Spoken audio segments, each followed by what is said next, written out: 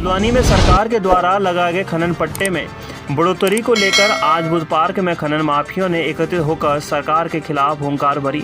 वहीं खनन कारोबारियों का आरोप है कि आज जिस प्रकार से खनन कारोबारियों के खिलाफ सरकार के अप्रिय षड्यंत्र रखकर रॉयल्टी के दामों में बढ़ोतरी कर दी, जिससे खनन कारोबारियों का कारोबार प्रभावित हो रहा है। वहीं आज बुधवार अंदर सरकार के खिलाफ नारेबाजी करते हुए कहा कि अगर सरकार ने रॉयल्टी को कम नहीं किया गया तो हम लोग आंदोलन करेंगे, क्योंकि रॉयल्टी में बढ़ोतरी होने पर हमारे सारे कारोबार प्रभावित हो गए और हम लोगों का परिवार भुखमरी के कगार पर पहुंच चुका है। लेकिन सरकार कोई भी कार्रवाई करने को असमर्थ दिखाई दे रही है। 2 दिन से हो रही भारी बारिश से जनजीवन अस्त व्यस्त हो गया है। वहीं स्कूली छात्र छात्राओं को इससे सबसे ज्यादा परेशानी हो रही है। सड़कों की हालात खराब है और ऐसे में राहगीरों को भी भारी दिक्कतों का सामना करना पड़ रहा है। वहीं छावनी परिषद क्षेत्र में बीती रात आकाशीय बिजली गिरने से एक पेड़ सहित वहां खड़ी एक कार को नुकसान हुआ है। गनीमत रही कि मौके पर कोई मौजूद नहीं था, जिससे बड़ा हादसा टल गया। बिजली गिरने की सूचना से आसपास के लोगों में दहशत का माहौल पैदा हो गया। बताते चले कि बीती रात भारी बारिश होने के कारण छावनी क्षेत्र में एक पेड़ पर बिजली गिर गई, जिससे पेड़ के 2 हिस्से हो गए। वहीं पास पर खड़ी एक कार को भी इससे काफी नुकसान हुआ है। वहीं लगातार हो रही भारी बारिश से जनजीवन अस्त व्यस्त हो गया और लोग अपने घरों में कैद होकर रह गए।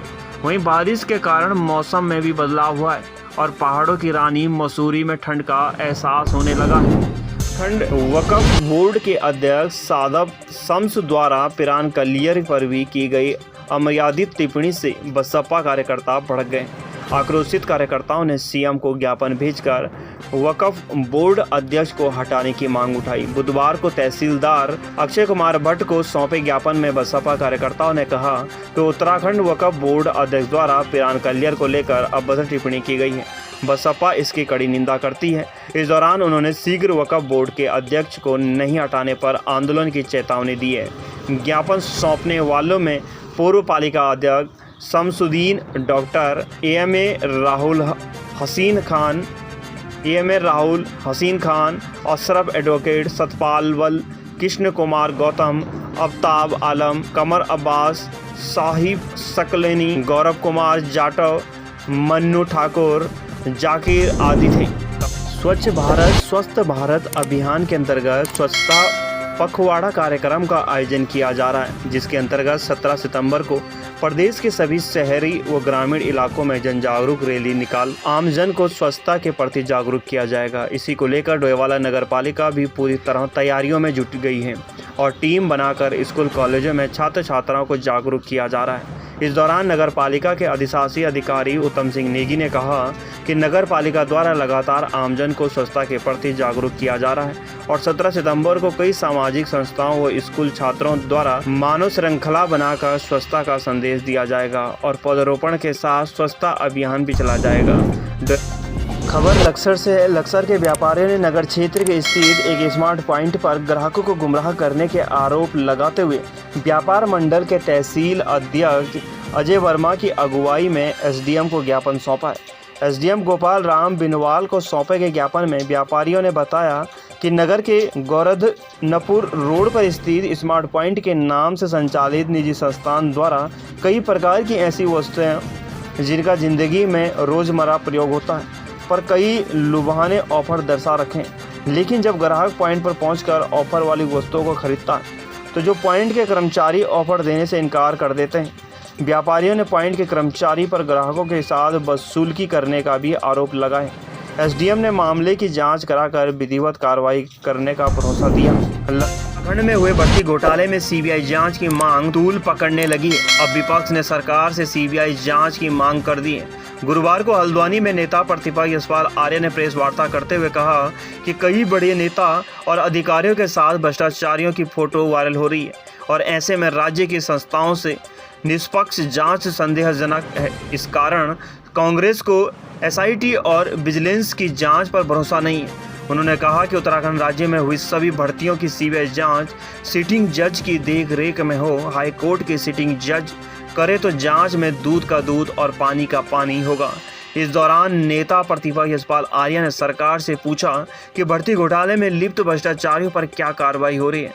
उन्होंने कहा सरकार ईमानदार है तो इसके लिए विधानसभा का 2 दिन के लिए विशेष सत्र बुलाया जाना चाहिए। नेता प्रतिपक्ष यशपाल आर्य ने कहा कि आज हमें हर विभाग में भ्रष्टाचार ही भ्रष्टाचार देखने को मिल रहे हैं, तो धीरे धीरे सबके सामने आने लगा है।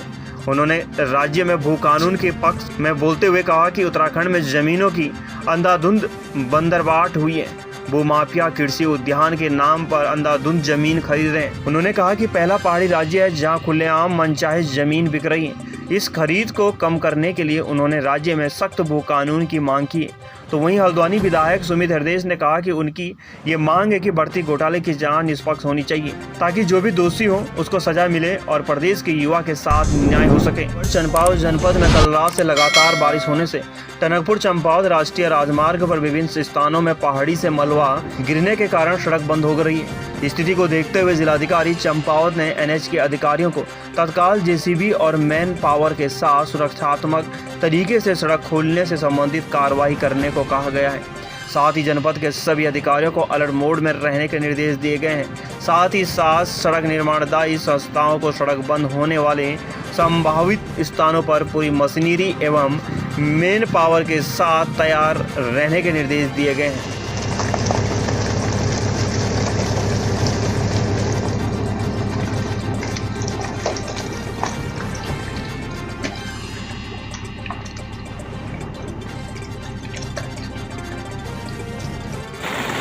गाड़ियाँ बैठते हैं जिलों में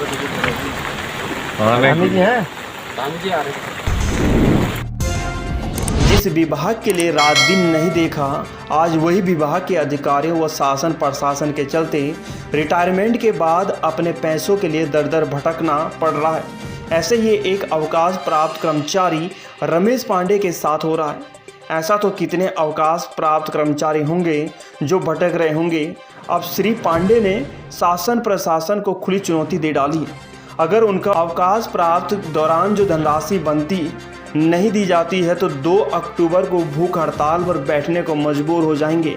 एक भेंट में जिला संवाददाता ललित जोशी को आप बीती बताते हुए कहा कि रिटायरमेंट के 8 महीने के बाद भी पेंशन ग्रेजुएटी नहीं मिलने के कारण आर्थिक संकट से जूझ रहे सेवानिवृत्त सहायक लेखा परीक्षा अधिकारी रमेश चंद्र पांडे ने 2 माह पूर्व सीएम हेल्पलाइन में शिकायत की, लेकिन कोई नतीजा नहीं निकला।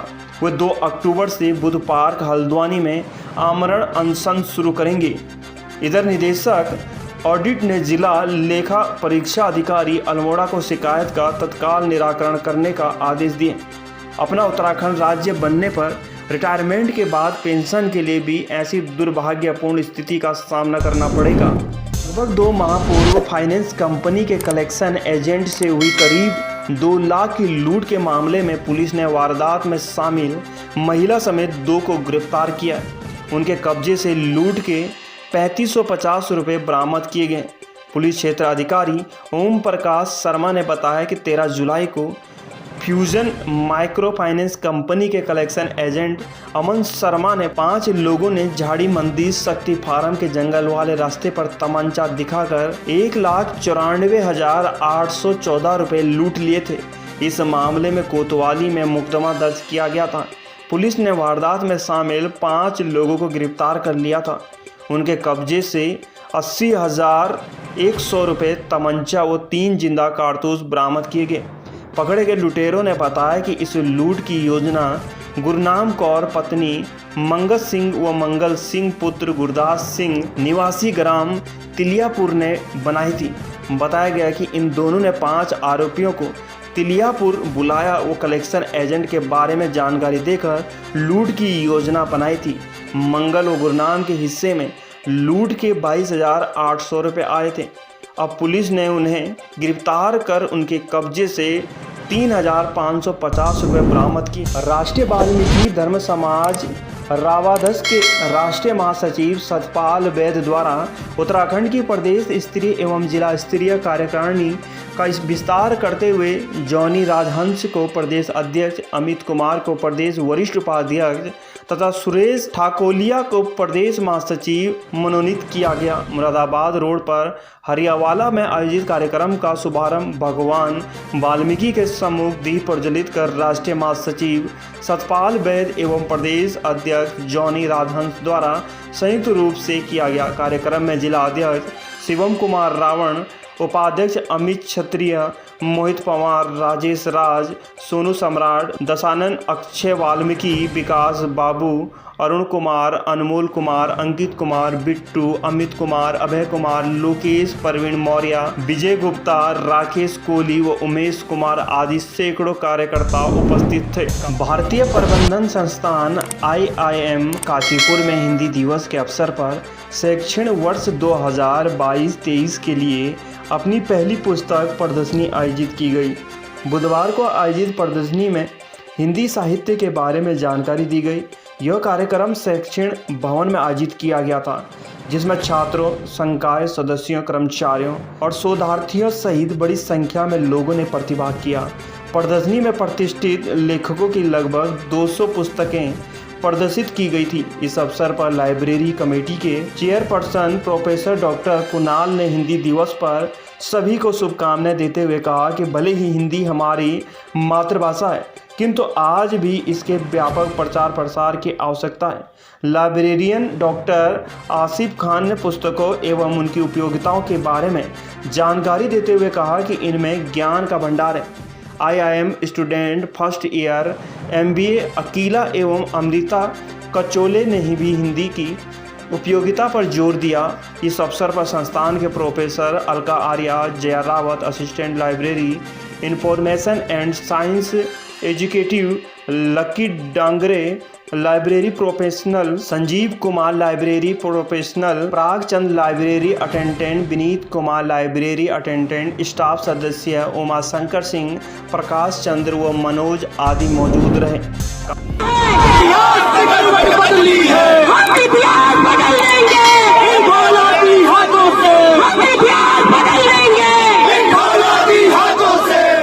उत्तराखंड के अंदर बढ़ रही बेरोजगारी और युवाओं के अंदर बढ़ रहे असंतोष सरकार को लेकर इसके खिलाफ आज हल्द्वानी में बेरोजगार महाजन आक्रोश रैली का आयोजन किया गया।